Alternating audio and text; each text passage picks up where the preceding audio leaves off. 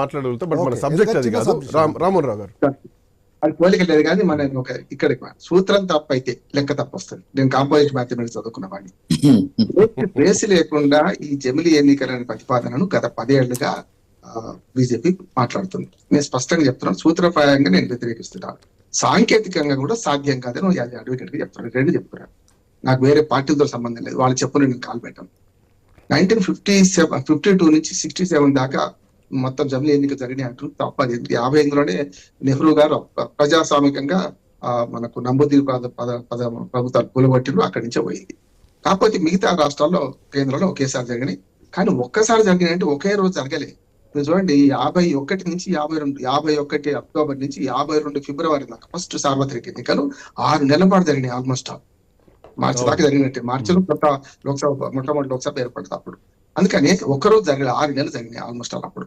తర్వాత 57, 62, 67 ఇందులో మధ్యన కేరళ మిస్ అయ్యి 71లో మనకు మధ్యంతర ఎన్నికలు వచ్చినాయి. ఇందిరాగాంధీ గారు 1 సంవత్సరం ముందుకు జరిపి 72లో జరగాల్సిన ఎన్నికలు 1 సంవత్సరం ముందుకు జరిపి సరే కామరాజు ప్లాన్ రకరకాల అప్పటి రాజకీయ అవసరాల కోసం 71లో జరిగింది. తర్వాత 1 సంవత్సరం పెరిగింది. మళ్ళీ ఎమర్జెన్సీ తర్వాత 76లో జరగాల్సింది 77 దాకా 1 సంవత్సరం పెరిగింది. అంటే చూసింది అప్పటి నుంచి వరుసగా పోతూనే ఉండే. మధ్యన ప్రభుత్వాలు పడిపోయినాయి కూడా. అందుకని నేనేమంటానంటే జమిలీ ఎన్నికల కన్నా ముందు జరిగిన మన చరిత్ర చూసుకుంటే 67లోని 9 రాష్ట్రాల్లో ప్రాంతీయ పార్టీలు అధికారంలోకి వచ్చినాయి. ప్రాంతీయ పార్టీలు లేకుండా కాంగ్రెసేతర పార్టీలు అధికారంలోకి వచ్చినాయి. కనుక అప్పటి నుంచి ఇప్పుడు మీరు చెప్తున్న ప్రకారం రామోహన్ రావు గారు, ఇందాక మీరు అన్నారు మధ్యలో ప్రభుత్వాలు పడిపోయాయని. ప్రభుత్వాలు పడిపోయాయి కాబట్టే రాష్ట్రాలకు సపరేట్ గా ఎన్నికలు జరిగాయి. అక్కడి నుంచి పరంపర కొనసాగుతోంది. బట్ ఇప్పుడున్నటువంటి పరిస్థితులు ఒకవేళ జమిలీ వచ్చి రాష్ట్ర ప్రభుత్వాలు మధ్యలోనే పడిపోతే ప్రెసిడెన్షియల్ రూల్ వస్తుందా, గవర్నర్ పాలన వస్తుందా, లేదంటే ఆ పరిమిత కాలానికే మళ్ళీ ఎన్నికలు పెడతారా? చెప్తాను సార్ పూర్తిగా. అసలు మొట్టమొదలు నక్కకు నాగలోకానికి ఉన్న తేడా ఉంది. అమెరికాతో మనం పోల్చుకోవద్దు. మనది వెస్ట్ మినిస్టర్ పద్ధతి, పార్లమెంటరీ ప్రజాస్వామ్య పద్ధతి. అంటే అసెంబ్లీలో కానీ పార్లమెంట్ లో కానీ మెజారిటీ మ్యాజిక్ ఫిగర్ దాటితే వాళ్ళు ప్రభుత్వంలోకి వస్తారు కదా. అంటే అమెరికాతో మనం పోల్చుకోవడానికి వీల్లేదు. నెంబర్ 1, ఎన్నికలు ఒకేసారి జరగవు. 67 తర్వాత వచ్చిన మార్పులు చెప్పాను. 67 కన్నా ముందు కూడా ఎదురు లేకపోతే యజ్ఞం చేయొచ్చు అని కాంగ్రెస్ పార్టీ ఒకటే ఉంది. అప్పుడు అందులో వర్గాలు ఉన్నాయి. 67 తర్వాతనే కదా బాగా పెద్ద ఎత్తున మిగతా పార్టీలు అధికారంలోకి వస్తున్నవి. కనుక దీన్ని ఒకటి సూత్రం ఎంత తప్ప అంటున్నానంటే, ఇవాళ ఖర్చు అది రెండు కారణాలు చెప్తుంది. ఇవాళ బీజేపీ ఏమనంటే ఖర్చు అంటున్నారు. నిజంగా చెప్తానంటే అసలైన ఖర్చు ఏంది అంటే పార్టీలు పంచే మద్యము, డబ్బు, ఇవి పెద్ద ఖర్చు. పార్టీలు పెట్టే ఖర్చు. ఖర్చు గురించి అన్నారు కాబట్టి ఒక చిన్న ప్రశ్న నాది. ఒక ఓటర్కి సగటున ఎంత ఖర్చు వస్తుంది సార్ ఎన్నికలకు? ఇప్పుడు ఒకనాడు మొత్తం దేశవ్యాప్తంగా ఎన్నికల ఖర్చు 17 కోట్లే సార్. 17 కోట్లు మొత్తం అప్పుడు 52లో జరిగింది. 17 కోట్ల చిల్లర ఉంది. సత్యం గారు సవరించాలి. నేను ఏమంటున్నానంటే ఇవాళ ఈ ఖర్చు పీనట్స్ తో సమానం సార్. ఇప్పుడు పెద్ద ప్రజాస్వామ్య దేశం, ప్రపంచంలో పెద్ద ప్రజాస్వామ్య దేశం, ఎన్నికల ఖర్చు అంటే ప్రభుత్వం పెట్టే ఖర్చే చేయాలి. మన ఎలక్షన్ కమిషన్ ద్వారా పెట్టే ఖర్చు లెక్కలో తీసుకోవాలి. ₹1.5 వస్తుందా సార్? ఒక ఓటర్ మీద ₹1.5 వస్తుందా? తక్కువ వస్తుంది సార్. పీరియడ్స్ తో సమానం. లెక్క చేసి చెప్పండి చెప్తాను నేను, కానీ చాలా తక్కువ. ఇప్పటికి కూడా 10,000, 20,000 కోట్లు అవుతాయండి. ఏమవుతుంది? నష్టం ఏముంది? ఒక ప్రజాస్వామ్యం రక్షించడం కోసం, ప్రజల భాగస్వామ్యాన్ని పెంచడం కోసం ఎన్నికలు ఎన్నిసార్లు జరుగుతుంది. ఇంకోటి కూడా ఇంతకుముందు వెంకటేశ్వర గారు చెప్పింది కరెక్ట్. ఎందుకంటే ఇప్పుడు జరిగిన ఒకేసారి జరిగేది కదా ఎన్నికలు. అయితే మధ్య ప్రభుత్వాలు టక్కడక్క పడిపోయి తెల్లారితే ఎలక్షన్స్ వస్తలేవు కదా.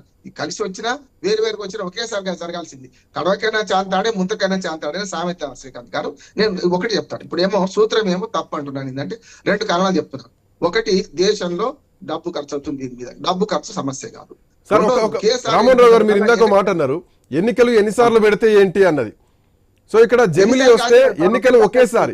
సో ఈ లెక్కన చూసుకుంటే ఖర్చు తగ్గించాలంటే 10 ఏళ్ళకోసారి పెట్టొచ్చు, 20 ఏళ్ళకోసారి పెట్టొచ్చు, 30 ఏళ్ళకోసారి కూడా పెట్టుకోవచ్చు. కాదు అసలు నేను నన్ను అర్థం చేసుకోండి. ప్రతిపక్షాలు ఆరోపిస్తుంది అదే కదా. ప్రతి 4 years 5 years పెట్టాల్సిందే కదా. 2 నిమిషాలు కొనసాగండి. నేను సూత్రం చెప్తున్నా. ఎన్నిసార్లు పెడితే అంటే ఏం కాదు, ఒకేసారి జరుగుతున్నాయి సార్. మొన్న ఈ ఎన్నికల వ్యవస్థ దెబ్బతీసింది ఎవరు, మార్చింది ఎవరు? బీజేపీ కదా. మొన్న 2019లో జరగాల్సిన ఎన్నికలు సంవత్సరం ముందు 9 నెలల ముందు జరిపింది బీజేపీ కదా. కేసీఆర్ గారు అడగంగానే. అంతెందుకు నిన్న కాక మొన్న హర్యానా, కాశ్మీర్ ఎన్నికలు జరిగే క్రమంలో మరి జార్ఖండ్, మహారాష్ట్ర ఎన్నికలు ఎందుకు కలపలేదు? 26 నవంబర్కి ఆఖరి పొయ్యే ముందా కొసకు మనం ఎన్నికలు జరుపుకున్నాం. అందుకనే జమిలీ ఎన్నికల మంత్రం చదివే వాళ్ళు జమిలీ ఎన్నికలు విఘాతం కలిగించింది బీజేపీ పార్టీ కేంద్ర ప్రభుత్వం ఇటీవల చెప్తున్నాను. అందుకని కొంచెం నన్ను డిస్టర్బ్ చేయకండి. 2 నిమిషాలు కరెక్ట్ మాట్లాడతాను. నేను ఏమంటున్నానంటే 67 తర్వాత పరిణామాలు వేరుగా వచ్చినాయి. ఆ. ఇప్పుడు దానికి 2 కారణాలు చెప్తున్నాయి. కారణాలు శుద్ధ దండగా అంటున్నాడు. మొట్టమొదటి ఖర్చు పీనట్స్ తో సమానం. అసలైన ఖర్చు పార్టీలు పెడుతున్నాయి, డబ్బును వస్తున్నాయి, సారా వస్తున్నాయి. దానికి ఇది లెక్క కాదు. ఇప్పుడు ఏ ఎన్నికలైనా వస్తారు మాట. ఇదిగా ఈ 10,000 కోట్ల 15,000 కోట్ల రూపాయలు ఖర్చు లెక్క కాదు. పెద్ద ప్రజాస్వామ్య దేశం, అతి పెద్ద ప్రజాస్వామ్యం. రెండోది ఏమంటారు, ఇంకోటి వాళ్ళు ఏమంటారు అంటే మోడల్ కోడ్ ఆఫ్ కండక్ట్ అంటున్నారు. నేను కింది బూత్ స్థాయి ఎలక్షన్ ఏజెంట్ నుంచి చీఫ్ ఎలక్షన్ ఏజెంట్ దాకా పనిచేసిన. నేనేమంటున్నా అంటే బూత్ ఎక్కడైతే జరుగుతుందో ఎన్నికల మోడల్ కోడ్ ఆఫ్ కండక్ట్ అనేది నష్టం ఏమీ లేదంటున్నారు. అభివృద్ధి కుంటుపడడం లేదు, చేసింది ఏదో సాగ్గా చూపెడుతున్నారు. నిజంగా ఇన్నిసార్లు వేరు వేరు ఎన్నికలు జరుగుతున్నాయి కనుక నీ రాజకీయ పార్టీలన్నీ ప్రజల దగ్గరికి పోతున్నాయి. లేకపోతే ఒకేసారి 5 ఏళ్ల దాకా నిశ్చిత నిద్రపోతే ఎవ్వడు ఓటర్లను కారం కూడా కానట్టు. ఇది ఒక పెద్ద ప్రమాదం. మూడోది ఏం చెప్తున్నాడు, ప్రాంతీయ పార్టీలను దెబ్బతీయడానికి సూత్రప్రాయంగా ప్రయత్నం చేస్తుంది. మరి సమాఖ్య అంటే యూనిటరీ అండ్ ఫెడరల్ రాజ్యాంగం అనేది అంటే ఏమైతుందంటే 2 పార్టీలు ఉన్నప్పుడు ఇద్దరిని కాంగ్రెస్ వీక్ అయింది కనుక ఇవాళ బీజేపీ పెట్టిపోయింది. బీజేపీ ఉన్నది. కాంగ్రెస్ వీక్ అయిన ప్రతి చోట ప్రాంతీయ పార్టీలు ఉన్నాయి. 9 రాష్ట్రాలు ప్రాంతీయ పార్టీల ఆధిపత్యంలో అధికారంలో ఉన్నాయి. అంటే వీటి దెబ్బతీయాలంటే కాంగ్రెస్ ఉన్న ఒక చోట బీజేపీ దెబ్బతీయగలిగింది. కానీ మిగతా ప్రాంతీయ పార్టీలు ఉన్న చోట ఇంతవరకు తమిళనాడులో వేలు ఉండకపోతుంది. ఇవాళ చూసిన మహారాష్ట్రలో కూడా 16 సీట్లకు పరిమితమైంది. కనుక ప్రాంతీయ పార్టీలను దెబ్బతీయాలంటే సమాఖ్య స్ఫూర్తిని దెబ్బతీయాలి అని బీజేపీ సిద్ధాంతం. మొదటి బీజేపీ సిద్ధాంతం ఏంటంటే week states central strong central ఉండాలి, యూనియన్ గవర్నమెంట్ ఉండాలి సిద్ధాంతం అన్నది. కనుక దాని ప్రకారం ప్రాంతీయ పార్టీలను దెబ్బతీసే కుట్ర సమాఖ్య స్ఫూర్తికి వ్యతిరేకం. ఇంకొక మాట చెప్తాను, సమాఖ్య స్ఫూర్తికి వ్యతిరేకం ఎందుకంటున్నానంటే ఇవాళ జరుగుతున్నది ఎన్నికలు ఇప్పుడు ఏమవుతున్నాయో ఎన్నికల్లో మీకు ప్రాంతీయ పార్టీలను దెబ్బతీసే క్రమంలో ఇప్పుడు చూస్తే తెలంగాణ జరుగుతుంది. 2 జాతీయ పార్టీలు ఒక ప్రాంతీయ పార్టీని దెబ్బతీసే ప్రయత్నం చేస్తున్నాయి. ప్రాంతీయ పార్టీ బలంగా ఉన్న చోట 2 పార్టీలు ఏం చేయలేకపోతున్నాయి. ఆంధ్రప్రదేశ్ ఉదాహరణ, తెలుగు రాష్ట్రాల్లో ఆంధ్రప్రదేశ్ లో 2 ప్రాంతీయ పార్టీలు బలంగా ఉన్నాయి. బీజేపీ కాంగ్రెస్ ఏం చేయలేకపోతే 0కి వచ్చింది కాంగ్రెస్ అయితే అక్కడ. అందుకని నేను సమాఖ్య స్ఫూర్తిని దెబ్బతీసేది. ఏ ఎన్నిక ఆ ఎన్నిక ప్రత్యేకము, ఏ ఎన్నికలో ఏ ఎజెండా ఫాలో కావాలని ప్రజలు నిర్ణయం చేసుకుంటారు. పంచాయతీలో మా సర్పంచ్ ఎవరు కావాలని నిర్ణయం పంచాయతీ స్థాయిలో ఉంటుంది. పంచాయతీ స్థాయిలో పార్లమెంట్ రాజకీయాలు అవసరం లేదు. అక్కడ స్థానికంగా మనకు అందుబాటులో ఎవరుంటే వార్డు మెంబర్ సర్పంచ్ అనుకుంటారు.